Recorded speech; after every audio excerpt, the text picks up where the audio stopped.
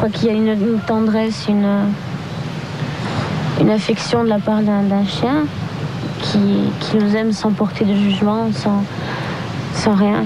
Juste, c'est de l'amour pur et ça, c'est tellement rare de nos jours. Je crois qu'il faut respecter ça et faire tout ce qu'on peut pour leur rendre la vie plus agréable.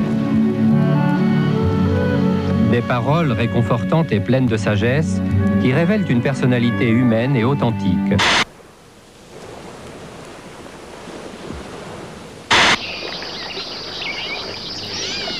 Depuis le temps que je les fréquente, normal que je sache à quel moment un face-à-face peut devenir dangereux.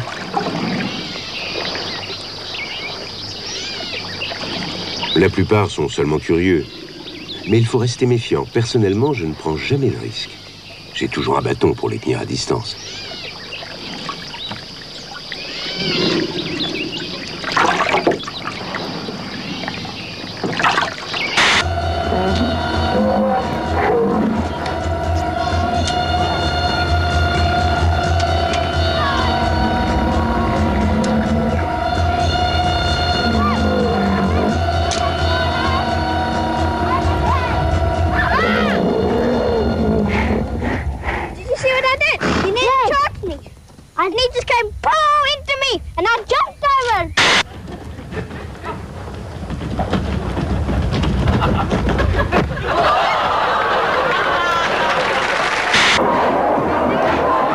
Environ 4000 fiestas sanglantes sont célébrées chaque année en Espagne.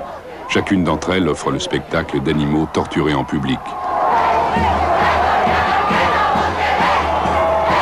On rentre dans le rang et le cochon, bon, il voit une personne étrangère qu'il n'a jamais vue, il est un peu effrayé et j'essaye toujours de le rassurer, de lui parler, de lui caresser un peu sur le dos. J'essaye toujours de le mettre en confiance, si on peut dire, un peu de façon traite pour que je ne lui dis pas ce qui va se passer, pour essayer de l'amadouer, qu'il soit plus calme. Voici la troupe prisonnière d'un étroit bassin, où chacun, forcé de remonter à l'air libre pour respirer, doit éviter de blesser son voisin d'un coup de corne malencontreux.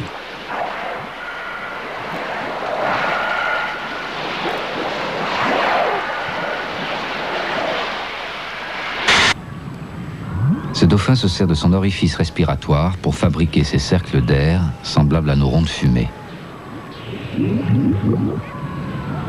Ce comportement spontané n'est pas un moyen de communication pour les dauphins, mais ressemble beaucoup à un jeu. Parfois, il traverse le rond quand celui-ci atteint une taille suffisante.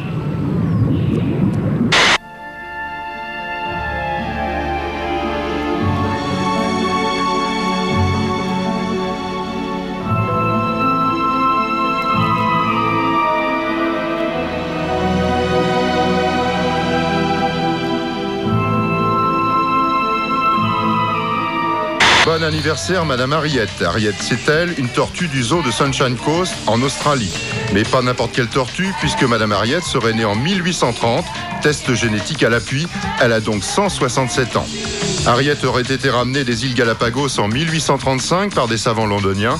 Elle est considérée comme le plus vieil animal vivant sur la planète. Le sens de l'odorat constitue un sens extrêmement important chez les animaux, en particulier au moment de la période des chaleurs.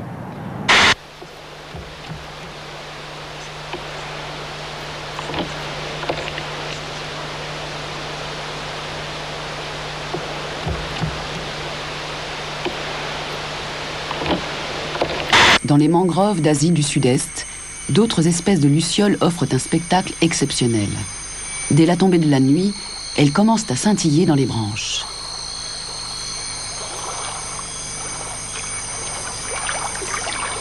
Très vite, ces signaux lumineux, tout d'abord dispersés, clignotent en harmonie.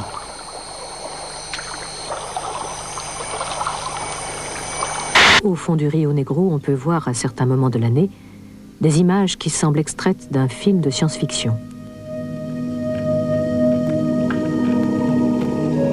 Dans cet univers glauque, d'étranges mutants sont en train de naître.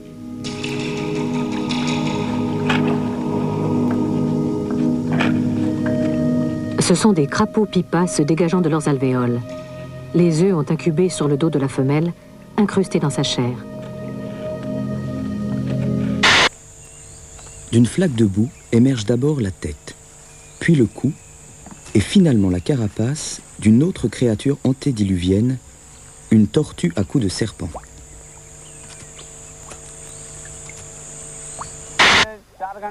Pendant 4 heures, on reste assis sur l'éléphant. En nageant nous-mêmes, on ne pourrait pas y aller. L'éléphant, lui, peut nager pendant 4 heures.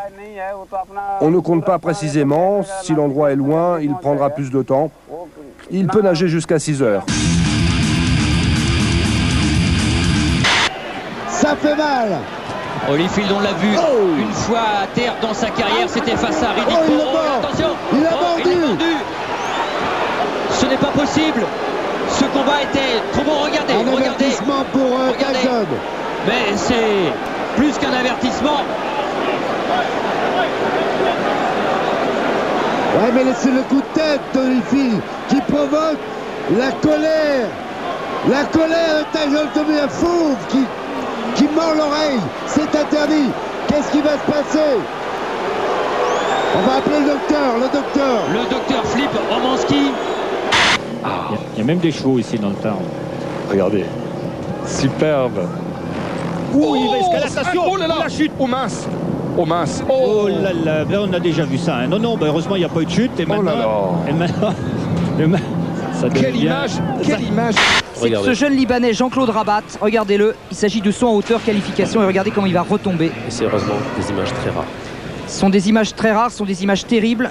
Il est retombé sur l'arête et il a été sérieusement touché au cervical. On a craint le pire, il a été évacué à l'hôpital. Mais heureusement, Jean-Claude Rabat ne souffre d'aucun signe neurologique grave. Ça, c'est la gym où je m'y connais pas. Ça, c'est un sportif. Alors, bravo Laurent. Stephen Mertens, un crash très spectaculaire. Sa moto, en venant heurter le muret, a pris feu. Le réservoir d'essence a littéralement explosé. Il est en aluminium, il a dû provoquer des étincelles et la moto part complètement en fumée sur le circuit de Phil Iceland. Et Isabelle qui va remporter ce bilan et la chute avec Laurent Jalabert. Difficile de voir. Derrière, il y a du monde. Regardez le vélo qui passe tout seul la ligne, le vélo de Jalabert. Le vélo, et là, c'est Museeux et Jalabert sous cet amas de ferraille. On va voir le centre de Heinrich, la reprise de Chapuzin déviée par le pied du malheureux Kracht qui était allongé devant sa ligne de but depuis un bon moment. Au match retour, la qualité de l'arbitrage engendre une réaction pour le moins licencieuse. Maintenant qu'on a bien reconnu qu'ils étaient plus forts que nous, je dois dire qu'en plus, nous avions encore une fois un arbitre spécial. Quand il y a une équipe allemande qui joue contre une équipe française, on prend un Autrichien. Moi, je suis né en 1938, c'était le même pays dans ce temps-là. Il y a même des Autrichiens qui sont devenus célèbres en Allemagne. Course de bateau, 2 concurrents trop près. Une mauvaise vague et les 2 embarcations vont se chevaucher. À ce moment-là, les bolides sont à plus de 200 km/h et totalement ingouvernables. Ils ne s'arrêteront qu'à quelques mètres des bateaux des spectateurs. Les 2 pilotes sont indemnes.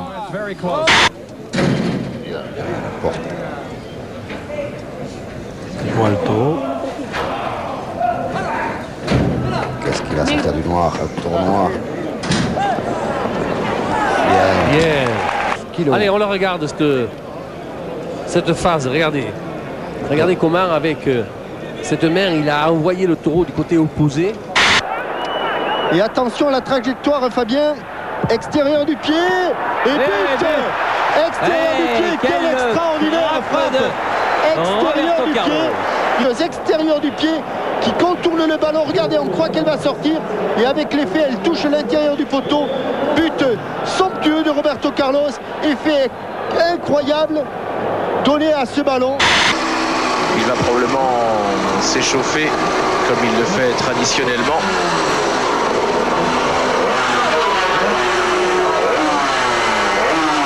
Voilà l'échauffement.